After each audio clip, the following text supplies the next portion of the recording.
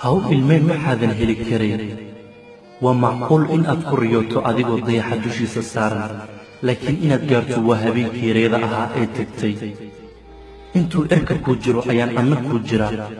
waxaan kaa fogaaday inta ka hartay noloshaada intaan kula socday xabsi mooye ma arag farxad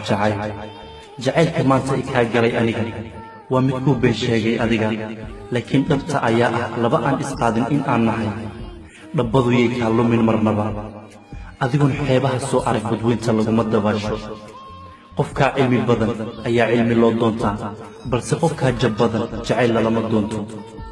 waa macquul fursad inaad iga hesho aan kugula hadlo laakiin macquul maahan inaad i hesho aniga inta aan kula socday adiga wuxuu ahaa wakhti iga lumay oo aan weligay ka shallayn doono abid jacaylka laba qodob ayuu ku taagnaa waa istixgelin iyo kalsooni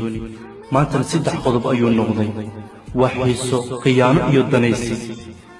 haddii aad horay u ogeyd intaa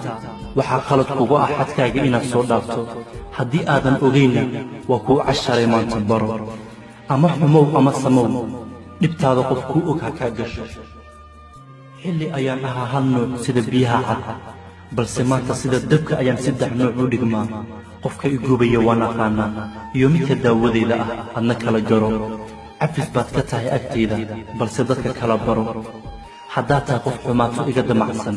iyo qof wanaag iyo wadaba waad ku mahadsan tahay booskaagama bannaana xaggayga